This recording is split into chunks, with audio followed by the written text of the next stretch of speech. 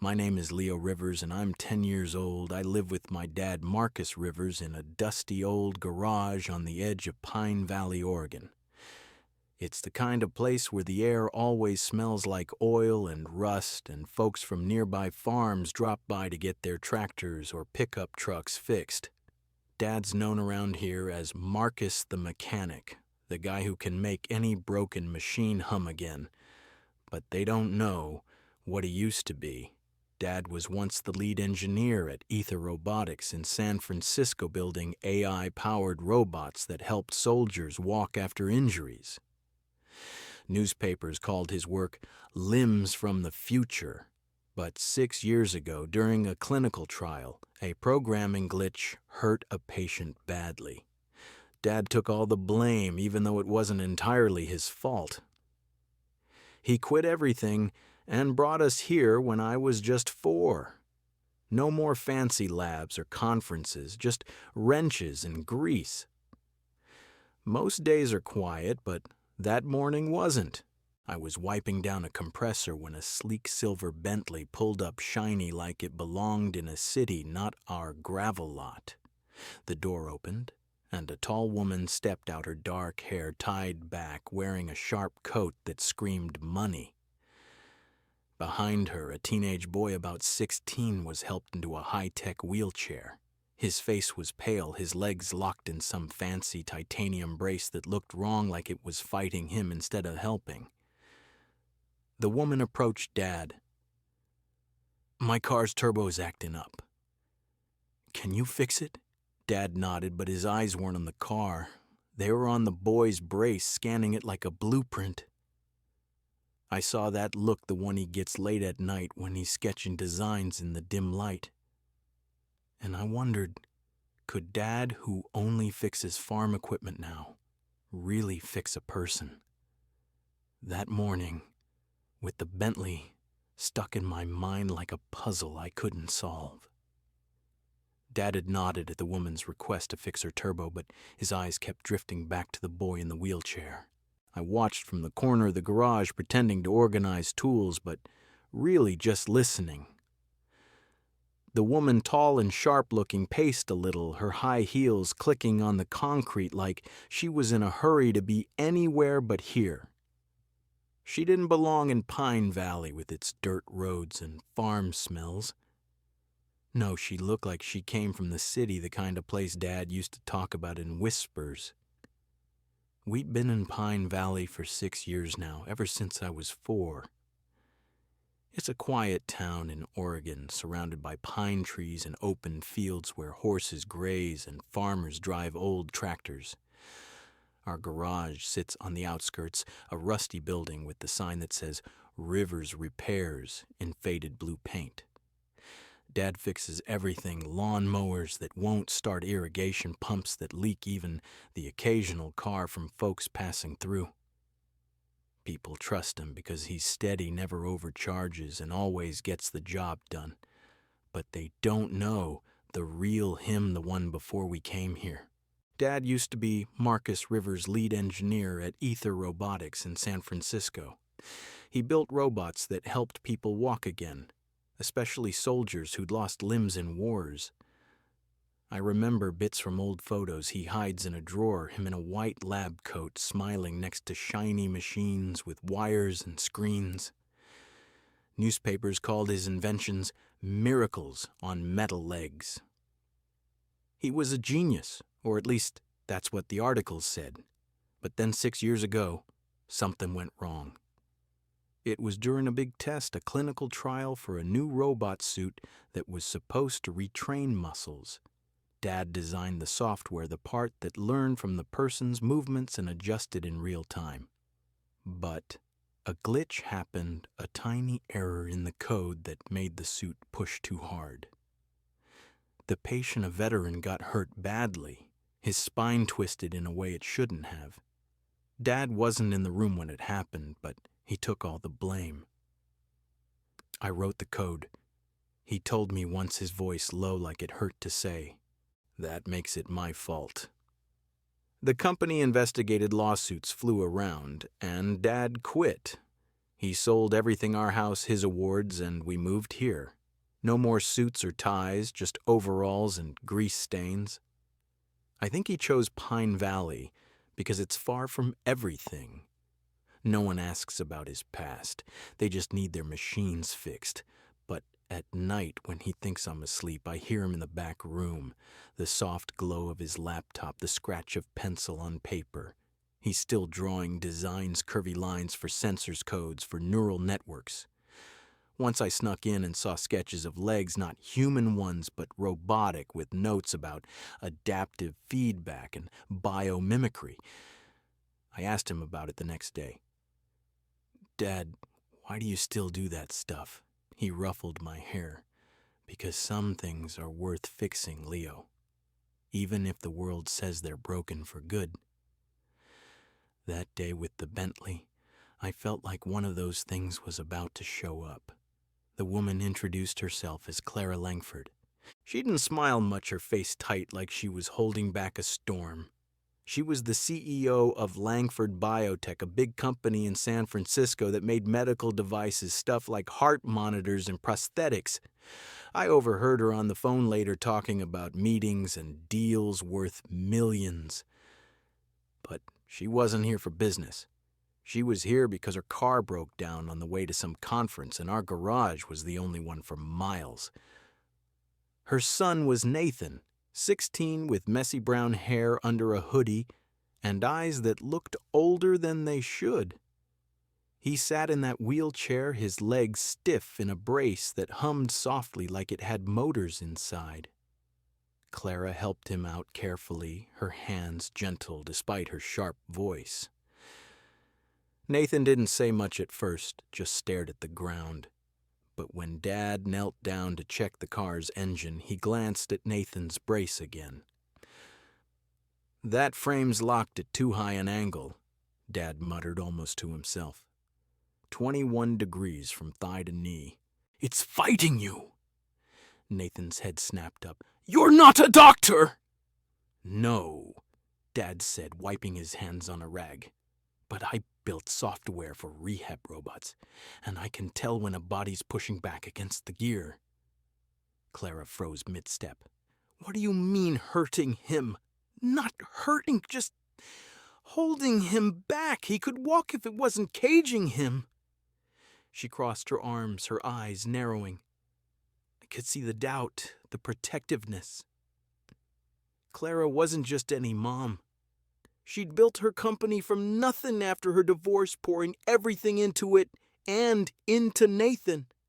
3 years ago, they'd been in a car crash. A drunk driver slammed into them on a rainy highway outside San Francisco. Clara walked away with bruises, but Nathan... His legs were crushed. Spinal damage, the doctors said. He tried every therapy, every high-tech brace money could buy. Clara blamed herself. She'd been driving rushing to a meeting. "I should have slowed down," she confessed later, but that day she just glared at Dad. "Who are you to say that..." Dad stood up slowly. "Someone who's fixed worse. If you want, I can build something new. But it'll be different. No more cages." Nathan looked at his mom, then at Dad. His voice was quiet but firm. "Let him try, Mom. I want to walk for me." Clara hesitated, her face softening for a second. Then she nodded. "Fine. But if you hurt him..." Dad didn't flinch. "I won't. Because this time it'll be right." I watched them drive away after the car was fixed, the Bentley's engine purring like new. And I knew something big was starting. Dad wasn't just a mechanic anymore. He was becoming the scientist again, the one who'd fix what the world thought was unfixable. After Nathan and his mom left that day, things changed fast in our garage. Dad dove into the stack of medical files Clara sent over a few days later. X-rays, muscle scans, therapy logs, specs from all the braces Nathan had tried before. It was like watching him come alive in a way I hadn't seen since we left San Francisco. He spread everything out on the workbench under the harsh fluorescent lights, muttering to himself about neural feedback loops and adaptive gait algorithms. I helped where I could, fetching tools or holding papers, but mostly I just watched. Dad didn't sleep much those first few nights. He'd work until the stars faded, coffee going cold beside him.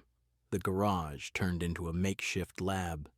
Dad scavenged parts from old machines, titanium scraps from a broken farm gate, flexible cables from a busted conveyor belt, even microchips he ordered online with what little savings we had. He welded a frame that was lighter than Nathan's current brace, mixing carbon fiber for strength without the weight. Then came the brains of it, a small AI unit he programmed on his ancient laptop. "This isn't just support, Leo," he explained one evening, his eyes tired but bright. "It's a learner. It watches how Nathan moves or tries to and adjusts in real time, like teaching a kid to ride a bike. But the bike learns too." I nodded, pretending I understood all the tech talk. But I got the heart of it. Dad was building something personal, not for fame or money, but because he saw in Nathan the same trapped potential he'd seen in those soldiers years ago. "Why him, Dad?" I asked once while he tested a sensor on a dummy leg made from wood and foam. He paused, staring at the wires. "Because no one else is looking at him like he can be fixed. They're all seeing the damage. I see the code underneath the part that can rewrite itself." 3 weeks flew by in a blur of sparks and code. Dad barely ate, skipping meals to tweak the software. I'd bring him sandwiches, and he'd eat half while explaining things like biomimicry, or how the brace would mimic natural muscle twitches. Clara called a couple times, her voice sharp over the phone, demanding updates. "This better not be some backyard experiment," she snapped once. Dad stayed calm. "It's not, but it needs time." Nathan texted me a few times, 2 short messages like, "How's it going?" or "Can't wait." He seemed excited, but I could tell he was scared. Who wouldn't be? He'd tried so many things before, and they all failed. Finally, the first prototype was ready. Gate Frame X, Dad called it. Sleek with soft pads and hidden motors that hummed like a quiet engine. When Clara and Nathan drove back in the Bentley, the air felt thick with expectation. Clara looked skeptical, her arms crossed as Dad explained the setup. "It straps around the hips, knees, and calves," he said, helping Nathan into it. "The AI learns from your impulses. Push, and it pushes with you." Nathan nodded, his face pale but determined. Clara hovered nearby, her eyes flicking between them like she was ready to pull the plug any second. We moved to the flat dirt patch behind the garage for the test, away from prying eyes on the road. Dad calibrated the sensors, inputting Nathan's data one last time. "Ready?" he asked. Nathan gripped the arms of his wheelchair. "Yeah." Dad helped him stand the brace, whirring softly as it locked in. Nathan took a breath and shifted his weight. The frame responded, tilting his hips forward. He lifted one foot and stepped. For a second it worked. His knee bent just right, the motors assisting without overpowering. "I feel it," Nathan whispered, a grin breaking through. Clara's hand flew to her mouth, but on the third step something glitched. The AI misread a twitch in his thigh, overcorrecting the angle. Nathan's leg buckled and he pitched forward. Dad lunged to catch him, but Nathan hit the ground hard, gasping in pain. The brace beeped, an error tone, lights flashing red. Clara exploded. "What did you do?" she shouted, rushing to Nathan's side. "Hey, get that thing off him!" Dad knelt quickly, disconnecting the straps, his face ashen. "The feedback loop overloaded. I can fix it." "No," Clara cut him off, her voice shaking with fury. "You said it was safe." You promised! Nathan winced, rubbing his knee, but he looked up at her. Mom, it almost worked. I felt my legs, really felt them. But Clara wasn't listening. She helped Nathan back into the wheelchair, glaring at Dad. We're done here. Don't contact us again. They drove off in a cloud of dust, the Bentley's engine roaring like an accusation. That night, Dad sat in the dark garage, staring at the broken brace. I brought him water sitting beside him on a stool.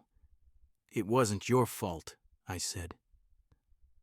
The patient back then, that wasn't either. He rubbed his eyes. Maybe it was. Maybe I should have stayed away from this. For the first time, I saw doubt crack his resolve, the same doubt that drove us here. But then his phone buzzed. A text from Nathan. It was close. I believe in it. Convince her for one more try. Dad read it, his expression shifting. He believes, he murmured. The next day he called Clara. I don't know what he said, but she agreed barely. One more chance, she warned over speakerphone. If it fails again, that's it. Dad spent the next 2 days rebuilding, adjusting the AI to handle overloads better, adding safeguards from his old ether notes. This time, he told me, it learns faster, like Nathan, resilient. When they returned, tension hung heavy. Dad strapped on the updated Gateframe X, his hands steady, but his voice quiet. Push when you're ready. Nathan stood hesitating. Clara watched, fists clenched. I held my breath, praying this wouldn't end like before. The second test felt like the whole world hung on it. Dad had reworked the Gateframe X overnight after Nathan's text tweaking the AI to handle those overloads better. He added extra safeguards pulling from his old ether notes, the ones he kept hidden in a locked drawer. This time it anticipates, he told me that morning, his voice steady but his hands shaking a little as he calibrated the sensors. It won't fight him. It'll follow. I nodded, but my stomach twisted. What if it failed again?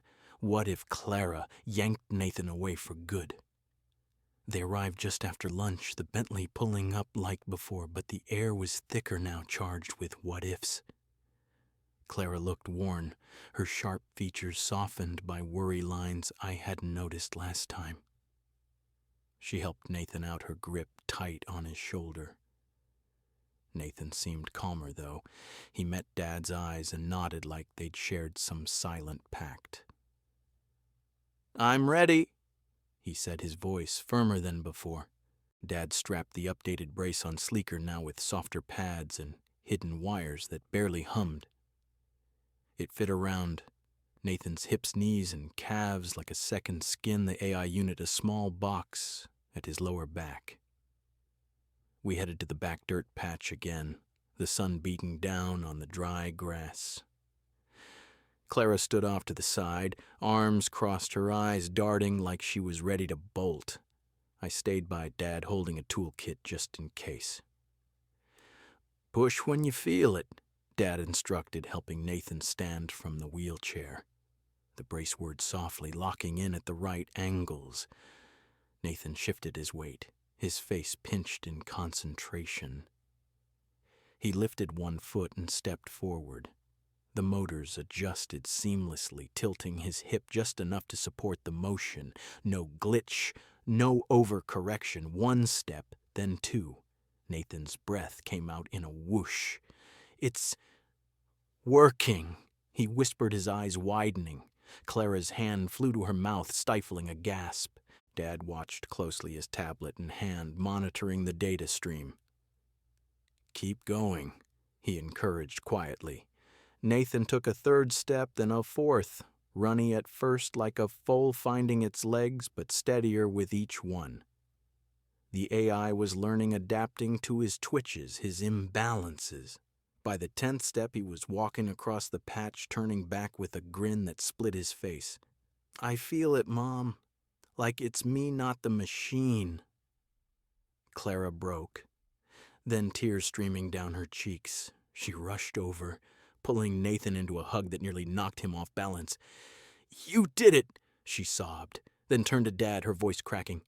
"You gave him back everything. How can I ever thank you?" Dad just nodded, his own eyes misty. "Don't thank me. Thank him. He chose to trust it." I stood there, chest swelling with pride. Dad wasn't just fixing a brace. He was mending something deeper, like the hope Clara had lost after that crash 3 years ago. She told us bits during the wait: the drunk driver, the twisted metal, her guilt for being behind the wheel. Now, seeing Nathan walk, it was like she'd been freed too. Word spread like wildfire in a dry field. A local farmer who'd seen the Bentley twice mentioned it at the diner, and soon reporters trickled in. First a small town paper, then bigger ones, CNN, Wired, even tech blogs digging up Dad's name. Marcus Rivers, the engineer who vanished, became headlines. They rehashed the old scandal, the glitch, the injured veteran Dad's disappearance. Calls flooded our phone interviews offers. One afternoon, a slick guy in a suit showed up from some venture capital firm tied to medical tech. "Impressive work," he said, eyeing the prototype on the bench. "We want to buy Gate Frame X, full rights, but quietly. Your history, it's a liability. Sign this NDA and we'll handle the rest." Dad listened, his face blank. I held my breath, thinking maybe he'd take it. We could use the money for a better garage or even a real house. But then he rolled up his sleeve, showing that small tattoo on his forearm, a line of code if truth was buried. Build again. Gold. "I wrote that after the accident," he said, his voice low but firm. "It means I don't hide anymore. This tech isn't for sale if it means silencing the truth. It's for kids like Nathan who deserve to walk without secrets." The guy left empty-handed, muttering about risks, but Dad didn't budge. "They want the machine," he told me later as we cleaned up. "I want the change," Nathan texted that night. "Thanks for not giving up. Neither will I." And just like that, the story exploded. Podcasts, viral posts, more reporters camping out. Dad's past was out there now, raw and real, but so was his comeback. For the first time in years, I saw him stand tall, not as a mechanic hiding, but as the scientist he'd always been. After that showdown with the investor, things snowballed in ways I never imagined. The reporters didn't let up, cameras flashing outside, our garage phones ringing off the hook. Dad handled it quietly at first, but Nathan pushed him. "We should show them," Nathan said one afternoon, wheeling up during a visit. "Not hide it." Clara agreed, her voice softer now, like the test had chipped away at her edges. She arranged a press conference in San Francisco at her company's headquarters, a sleek glass building that towered over the bay. Dad hesitated, rubbing that tattoo on his arm, but he nodded. "For you, kid," he told Nathan, "and for the ones like you." We drove down together a week later, the prototype packed carefully in the truck. I sat in the back, watching the Oregon pines give way to city lights. Nathan rode with us, his mom following in the Bentley. He was practicing with the updated Gate Frame X every day, now hidden under his pants like normal clothes, the AI so smart, it felt like part of him. "It knows me better than I do," he joked once, taking steps around our yard without a wobble. Clara watched those sessions, her eyes misty, admitting over coffee how the crash haunted her. "I was rushing to a board meeting," she confessed to Dad. "If I'd just driven slower." Dad shook his head. "Blame doesn't fix legs. Action does." The conference room buzzed with journalists' lights, glaring microphones everywhere. Clara stood at the podium first, her CEO poised back but warmer. 3 years ago, a drunk driver changed our lives, she said, her voice steady. Nathan lost his ability to walk. We tried everything, top doctors, experimental braces. Nothing worked until we met Marcus Rivers. She paused, glancing at Dad off stage. A man the world wrote off after one mistake, but he saw potential where others saw limits. Aforitim. Then Nathan stepped up literally. No wheelchair in sight. The room went dead silent. As he walked to the podium, the brace's soft whir barely audible. Cameras clicked like crazy. I'm not a miracle, Nathan said, his voice clear. I'm proof that trusting someone, even when they failed before, can change everything. Mr. Rivers didn't just build this brace. He rebuilt my belief in myself. He turned to Dad, who joined him on stage. Thanks for seeing me as fixable. The crowd erupted, questions flying about the tech Dad's past, how it worked. Dad explained simply, Gate Frame X learns from the user. It's not a crutch, it's a partner. But when asked about selling it, he shook his head. This isn't for profit. I'm open sourcing it free for any rehab center that needs it, and Nathan's name goes on the patent. He's the one who proved it works. Whispers turned to applause. Clara announced she'd fund the rollout starting with low-income clinics across the country. Marcus showed me that innovation isn't about money, she said. It's about people. Back in Pine Valley, life shifted. Clara set up a small lab in an empty barn next to our garage. Nothing fancy, just space for Dad to tinker without hiding.